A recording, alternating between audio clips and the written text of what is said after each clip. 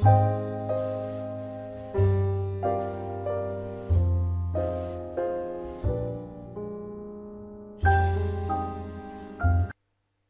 мөрөн цогцлол сургуулийн биологийн багш Далаа Жаргал байна. За эволюцийн баталгаа сэдвийг заана.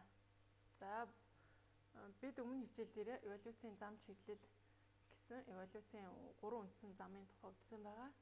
За эволюцийн замуудыг өгөгдсөн ойлголтуудаа эволюцийн замуудад тохируулан өмнөх мэдлэгээ сэргийн санацгаая. За нэгдүгээрт усны ёроолын загасны бие хавтгай болсон гэдэг маань тухайн загас нь далайн ёроолд амьдрахдаа зохилдсон байна. Тийм учраас энэ бол эволюцийн зохилдох буюу эдийн адаптацийн зам байна. За шимэгч орхой гэц байхгүй болсон гэдэг маань бууралттай ямар нэг эргэтэн систем нь үгүй болсон бууралттай байгаа учраас энэ бол дегенерац тохирч байна. За зүрх 4 тасалгаатай болсон гэж байна. За загас 2 тасалгаатай байсан мөлхөгч одоо 2 нутагтан шувуу сүгэр болж ирэхэд зүрхэн тасалгаа 2, 3, 4 болоод дэвшиж ирсэн учраас ароморфоз болж таарж байна. За ургамал үрээр үржих болсон. Ургамал анх спороор ч юм уу үргүй байсан. За бэлгэн бус 2 аргаар үрждэг, спороор үрждэг байснаас үрээр үрждэг болсон учраас бас эволюцийн дэвшилттэй зам байна. За биеийн бүтэц энгийншсэн. Энгийн болж ийн гэдэг маань буурал явагдаж байгаа тэр амьд бид, тийм учраас дегенерац болж байна. За далайн гахаан хөл нь сэлүүр болж хувирсан гэдэг маань далайн гахаа усан орчинд амьдрах болсонтой холбоотой зохилдлогоо явагдсан учраас эдийн адаптац болсон болж байна. За биеийн дотор үр тогтох. Энэ маань биеийн гадна үр тогтдог загас 2 нутагтан зэрэг нь биеийн гадна үр тогтдог байж агаад за түүхэн хөгжлийн явцад мөлхөгч шувуу сүгэр божигт зэрэг нь биеийн дотор үр тогтдог болсон учраас энэ маань эволюцийн дэвшилттэй зам болж байна. За хөгжлийн дэвшилттэй чиглэл гэхээр ароморфоз байна. Дасан зохицох чиглэл гэхээр эдийн адаптац байна. Хөгжлийн бууралттай чиглэл гэхээр дегенерац байна. За бид өмнөх мэдлэгээ сэргэн саналаа. За дараах зургуудыг ажиглан учир шалтгааныг таамаглан тайлбарлахыг оролдоорой. За эхний зураг адууны хөлний морины хөлний зураг байна. За хоёр дахь зураг өсөн бүрхүүлтэй болсон хөгжил дутуу хүүхдийн зураг байна. За 3 дугаар зураг нь сүүлдээ хүүхдийн, 4 дугаар зураг нь биеийн одоо нүүрний хэсэг нь битүү өстэй байгаа. Нүрээр 4 өстэй юм хүүхдийн зураг байна. За яагаад ямар учир шалтгаанаас ийм одоо төрөх байдалтай болсон бэ гэдгийг бодож үзээрэй. За тэгэхээр бид өнөөдөр эволюцийн баталгаа гэдэг сэдвийг үзэж байгаа.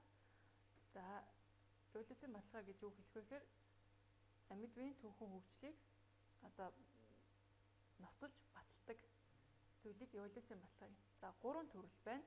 За нэгдүгээрх нь үр хөврлийн буюу эмбриологийн баталгаа. Энэ нь гарал үүслэнийхтэй амьтдын хөврлийн хөгжил нь төсөөтэй байхыг хэлж байгаа. За хөврлийн төсөөтэй байдлаар нь одоо амьтдын хөгжлийг нь баталдаг. За жишээлбэл зураг дээр харах юм бол хамгийн ихнийх нь загасны хөврөл байна. За дараагийнх нь саламандр буюу сүүлдээ 2 нутагтны хөврөл байна. За дараагийнх нь яст мэлхийний хөврөл, дараагийнх нь дахианых, туулаа буюу сүүн тижилтэн болно. Эндээс сүүлийнх нь хүнийх байна. Эндээс харах юм бол хөврлийн эхний үе шатуудтай дандаа төсөөтэй хэлбэрийн хувьд төсөөтэй байгаад байгаа. Энэ маань амьд биед маань одоо түүхэн хөгжлийнхээ явцад нэг нь нөгөөгөөсөө үүсэж исэн гэдгийг хөврлийн төсөөтэй байдлаар нь баталж байгаа нэг хэлбэр. За бид энэ дээр ямар ойлголтыг мэддэг байх шаардлагатай вэ гэхээр биогенетикийн хууль гэдэг зүйлийг мэдж авах хэрэгтэй. Энэ маань амьд биеийн онтогенез нь филогенезийн товч давталт юмаа гэсэн ойлголтыг хэлдэг. Онтогенез гэж юу хэлэх вэ гэхээр онтогенез гэдэг нь нэгэн биеийн хөгжлийг хэлж байгаа. Тухайн нэг амьд биеийн хөгжлийг хэлж байна. Филогенез гэдэг нь амьд биеийн түүхэн хувьсах хөгжлийг хэлж байна. Эндээс харах юм бол биогенетикийн хууль гэдэг нь тухайн амьд биеийн нэгэн биеийн хөгжил нь явагдахдаа түүхэн хувьсах хөгжлөө товч хэлбэртэйгээр давтаж байдгаа гэдгийг илэрхийлж байгаа хууль юм. Өөрөөр хэлбэл хөврөлийн үе шатандаа жишээлбэл хүний хөврөл. Хөврөлийн үе шатандаа загас, хоёр нутагтан, за мөлхөгч, шувуу, сүүгэр божигч гэсэн энэ өөрөөс доод хөгжилтэй өмнөх амьтдынхаа хөврөлийн үе шатандаа төсөөтэй буюу тэр үе шатуудаа давтаж ирж ирсэн. Энэ нь биологийн нийтгийн хуулиар тайлбарлагдах нэ. За бидний дараагийн эмбриологийн баталгаан дээрээ зургаад хэдүүлээ тодруулан харъя. За хамгийн ихнийх нь загсны 1-р зураг загсны хөврөл, 2-дугаарх нь хоёр нутагтан, за мөлхөгчд буюу гөрвлийнх, за шууных, сүүгэр божигчдын хүний хөврөл байна. Эндээс харах юм бол хөврөлийн тодорхой үе шатуудаар хэлбэр дүрсэн төсөөтэй байгаад байгаа. Бүр наривчлан үзэх юм бол эдгээр амьд биесүүд нь хөврөлийн үе шатандаа бүгд хөвчтэй байдаг. За жишээлбэл өөр нэг жишээ татах юм бол хүний хөврөл нь эхний үе шаттай одоо заламгаан сүвтэй байдаг нь бол загсны хөврөлтөө төсөөтэй байгаа. За үүгээрээ бол энэ хөврөлийн төсөөтэй байдлаар түүхэн хөгжлийг нь баталж байгаамаа. За дараагийн баталгаа жишэл анатомийн баталгаа. Энэ нь эд эрхтний бүтцийн төсөөтэй байдлаар нь амьд биесийн гарал үүслийг баталдаг баталгаа. За энэ баталгаанд бид дараах ойлголтуудыг мэдчих хэрэгтэй. Нэгдүгээрт аналог эрхтэн. Энэ нь бүтэц гарал үүслээрээ өөр боловч гүйцэтгэх үүргээрээ ижил эрхтнүүдийг хэлж байгаа. Бүтэц гарал үүслээрээ өөр боловч гүйцэтгэх үүргээрээ ижил эрхтнүүд. Бүтэц гарал үүсэл ба гүйцэтгэх үүрэг гэдэг нэг хоёр ойлголтыг бид анхаарч харах хэрэгтэй. За энэ дээр жишээ нь эрвээхэй ба шууны далавч байна. Эрвээхийний далавч болоо шууны далавч нь бүтэц болон гарал үүслийнхээ хувьд ялгаатай. Гэвч үүрэг нь хоёулаа нисэх одоо үүрэгтэй байдаг. Ингэхээр энэ эрвээхэй ба шууны далавч маань аналог эрхтний жишээ болж байгаа. Хоёрдугаарт нь гомлог эрхтэн. Бүтэц гарал үүслээрээ ижил боловч гүйцэтгэх үүргээрээ ялгаатай эрхтнүүдийг хэлж байна. Бүтэц гарал үүсэл нь ижил, гүйцэтгэх үүргээрээ ялгаатай. За дахин бас бүтэц гарал үүсэл гүйцэтгэх үүрэг гэдэг юм гарч ирж байна. За жишээ нь адууны хөл ба шууны далавч. Адууны хөл болон тийм ээ шууны далавчийг харах юм бол бүтэц болон гарал үүслийн хувьд ялгаатай. Бүтэц болон гарал үүслээрээ ижил байна. Гүйцэтгэх үүрэг нь ялгаатай байна. Адууны хөл явхад зохицсон байгаа бол шууны далавч нь нисгэд зохицсон байна. За дараагийн бидний мэдэх ёстой ойлголт маань үрдэмент эрхтэн. Энэ нь түүхэн хөгжлийн явцад үүргээ алдаж үлдэгдэл болсон эрхтнийг үрдэмент эрхтэн гэж байна. Жишээлбэл халимны сүүжний яс, хүний ахар сүлний нуглам зэрэг бол энэ үрдэмент эрхтний жишээ юм. Бид эмчээ жишээлбэл хүний мухар олгоо үрдэмент эрхтний жишээ. Хүний гуравдагч зовх. За гуравдагч зовх гэдэг бол энийг хэлж байна. Жишээлбэл энэ шуун дээр шувуу болон мөлхөгч хоёр нутагтан зэрэг амьтдад гуравдагч зовх нь одоо нүдийг харж байх үед хамгаалах үүрэгтэй байдаг. Болвол хүнд тэр зохиолгоо нь үгүй болоод одоо үлдэгдэл хэлбэртэй болсон байдаг. Тэгэхээр энэ нүдний гадуур бүрхдэг одоо гуравдагч зовх гэж хүнд бүрх хэлбэрээр байхгүй цаашаа нуугдмал хэлбэрт орсон байна. За жишээлбэл хүний чихний дэлбээ мөн үлдэгдэл эрхтэн. За халимны сүүжний яс. Халим маань өөрөө сүүнд хичээлтэн боловч анх бол хуурай газар дээр амьдарч исэн дөрвөн мөчтэй амьтнаас үүсэлтэй гэдэг нь энэ үрдэмент эрхтнээрээ батлагдчихж байгаа. Одоо усан орчинд амьдардаг хамгийн том сүүнд хичээлтэй амьтан. Гэтэл халиманд энэ сүүжний яс нь одоо үлдэгдэл хэлбэртэйгээр ямар ч үүрэггүйгээр ингээ байж байгаа. За энэ бол хүний ахар сүлний нуглам. Хүн одоо ахар сүлний 3-аас 4, 4-өөс 5 нугламтай байж болно. Энэ нь хүнийг одоо амьтнаас үүсэлтэй байсан гэдгийг бас нэг баталж байгаа баталгаа. Дараагийн мэдэх ёстой ойлголт маань атавизм. Энэ нь түүхэн хөгжлийн явцад өвгөн шинж тэмдэг нь давтан илэрх өвгөн шинж тэмдэг илэрх энэ үзэгдлийг атавизм гинэ. Жишээ нь нүгрээрээ өстэй хүн сүүлдээ хүүхэд төрөх. Бидний ихний зураг найзуудынхаа дунд байгаа нүгрээрээ битүү өстэй хүүхдийн зураг байна. За мөн энд нүгрээрээ битүү өстэй хүн, олон хүүхэдтэй хүн, одоо сүүлдээ хүүхэд. Энд мөн ялгаагүй сүүлний нуглам илүү хөгжсөн сүүлдээ хүүхэд байна. За энэ бидний өмнөх одоо өсөн бүрхүүлтэй хүүхэд. Тэгэхээр энэ үлдэгдэл эрхтэн маань зөвхөн дандаа хүнд одоо өвгөн шинж тэмдэг маань зөвхөн хүнд илэрдэггүй амьтад дээр бас илэрж болно. Жишээлбэл адуу бол зөвхөн нэг одоо туруутай амьтан. Гэтэл адууны өвөг өөрөө яах вэ гэхээр 5 хуруутай байсан. За энийг баталж байгаа зарим тохиолдолд адуу маань одоо турууныхаа гадна тал дахиад нэг хуруутай юм шиг төрөх тохиолдол байдаг байна. За эдгээр жишээнээс харах юм бол жишээлбэл хүн яагаад нүрээрээ битүү өстэй төрж гэнэ үү гэх юм бол хүний одоо өвөг амьтан нь битүү өсөн бүрхүүлтэй байсныг баталж байгаа. За хүний өвөг нь сүүлдээ байсныг батлах ийм жишээнүүд авах нэ. За хоёр дахь баталгаа маань палеонтологийн баталгаа. Энэ нь эртний мөксөн амьтдын малтмал үлдэгдлийг одоо амьдарч байгаа амьд биестэй харьцуулан гарал үүслийн баталдаг ийм баталгаа. Мөксөн амьтдын үлдэгдлийг ирмэл хэлбэр гэж нэрлэдэг. За энэ нь болохоор англи зүйн одоо өөр бүлгүүдийн гарал үүслийг батлахад хэрэгэлдэг бөгөөд шилжилтийн ирмэл хэлбэр гэж үздэг. Жишээлбэл Archaeopteryx гэдэг одоо шилжилтийн ирмэл хэлбэр байна. Энэ нь шууба мөлхөгчдийн завсрын хэлбэр болж өгдөг. Шилжилтийн ирмэл хэлбэр гэдэг нь дэлхий дээр хизээ нэгэн цагт өмнө нь амьдарч байсан бөгөөд одоо дэлхий дээр амьдардаггүй устж үгүй болсон. За палеонтологийн олдвраар одоо олборлолтоор олж дахин сэргээсэн ийм амьтдыг шилжилтийн ирмэл хэлбэр гэж байгаамаа. За дараагийн жишээ нь Бистилобит буюу анхны хуурай газрын ургамал байна. Энэ нь замаг болон оймын завсрын хэлбэрийн ирмэл хэлбэр ах нэ. За энэ бол бидний түрүүний жишээ авсан Archaeopteryx.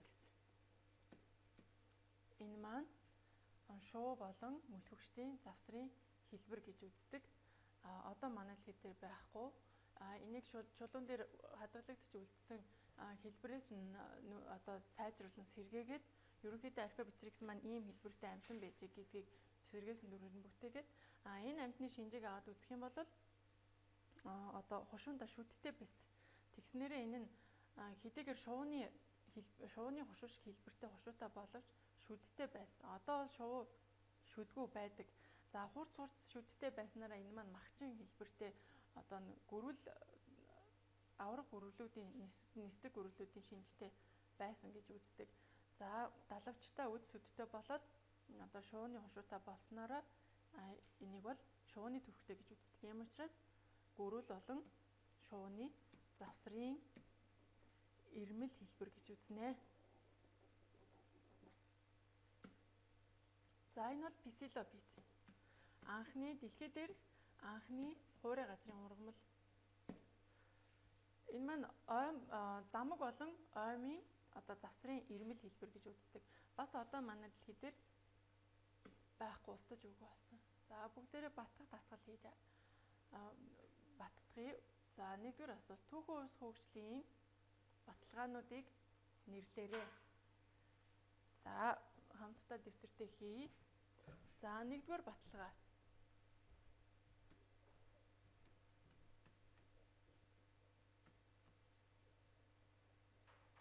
Үр хөврөлийн буюу эмбриологийн баталгаа.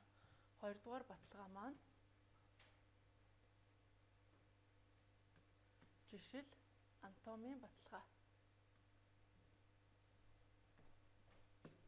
Гуравдугаар баталгаа нь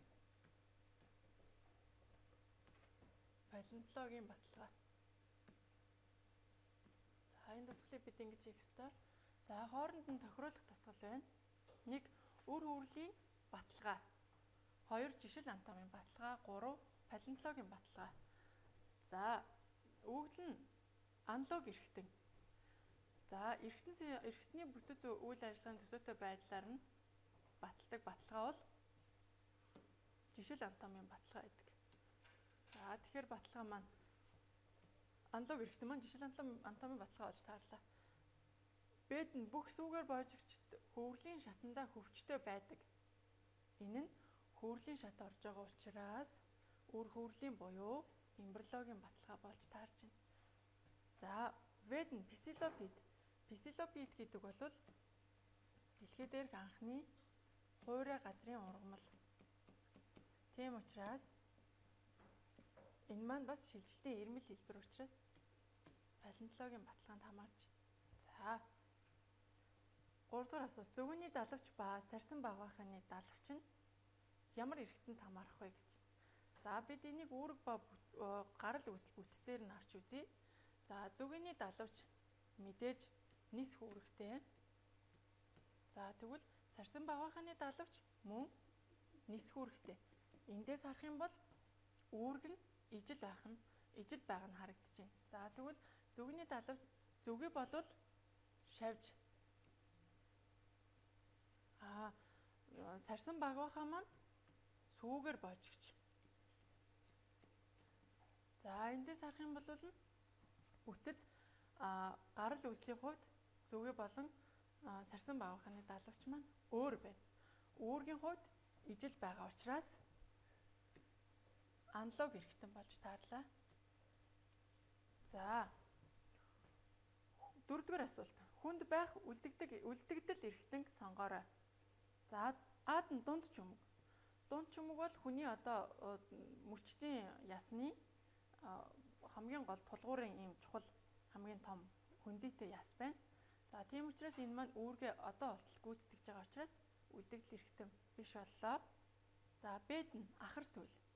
Ахар сүүл хүн бол ахар сүүлний 4-5 нугалантай байдаг. Ингээд үзэх юм бол ахар сүүл маань одоо бол хүнд тодорхой гүйцэтгэх үүрэггүй үлдэгдэл болсон байдаг. Тэгэхээр бидний энэ асуултын маань хариулт ахар сүүл болж таарлаа. За ходоод яагаад биш вэ? Тэгэхээр ходоод маань хоол боловсруулах эрхтний замын хамгийн том эрхтэн ходоодонд одоо уураг өөх тос маань задарч идэг. За 5 дугаар асуулт. Гөрүүл ба шууны завсрын ирмэл хэлбэр бол ямар одоо нэртэй амьтан байсан бэ? Тэгэхээр бид нөгөө зургийг ажиглаж ярилцсан байгаа. Archaeopteryx. Энэ маань одоо дэлхий дээр одоо устж үгүй болсон гөрүүлөө шууны завсрын ирмэл хэлбэр ахна.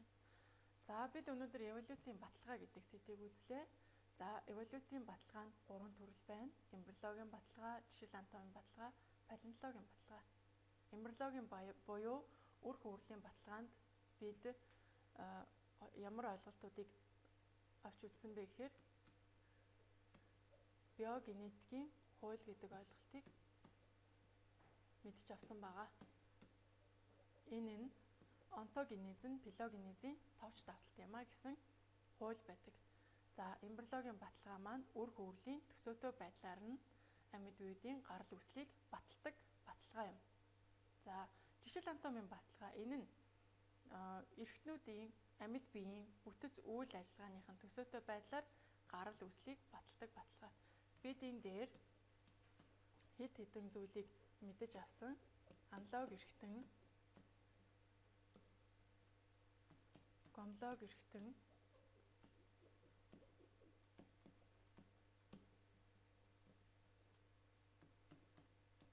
рудимент эрхтэн,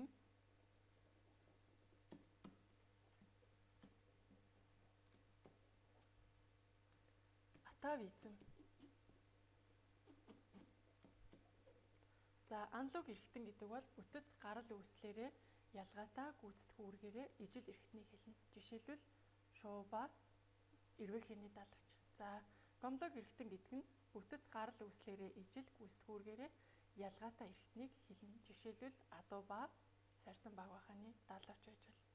Үрдмент эрхтэн гэдэг бол түүхэн хөгжлийн явцад үүргээ гүйцэтгэхэ болж үлдэгдэл болсон эрхтнийг хэлнэ. За жишээлбэл хүн дээр ахар сүлний нуглам, чихний омог, мохор олгоо гэх мэт. За Атовизм гэдэг бол түүхэн хүрлийн явцад өвгөн шинж тэмдэг дахин илэрхийг хэлж байгаа. Жишээлбэл хүн дээр сүүлдээ хүүхэд төрж болно, биеэрээ өстэй хүүхэд төрж болно, олон хүүхэд төрж болно. За палеонтологийн баталгаа энэ нь амьд биесийн ирмэл хэлбэрийг одоо олборлож олж гарал үүслийг нь баталгааг хэлж байгаа. Бид энэ өнөөдрийн хичээлээр хоёр төрлийн ирмэл хэлбэрийн тухай мэдэж авсан. Археоптерикс, Псилопит. Археоптерикс бол шуу болон мөлхөгчдийн завсрын ирмэл хэлбэр. Псилопит бол анхны хуурай газрын ургамал бөгөөд замаг болон оймын завсрын хэлбэр. Өөрөөр хэлбэл ус ба хуурай газрын ургамлын завсрын хэлбэрч гэж үздэг.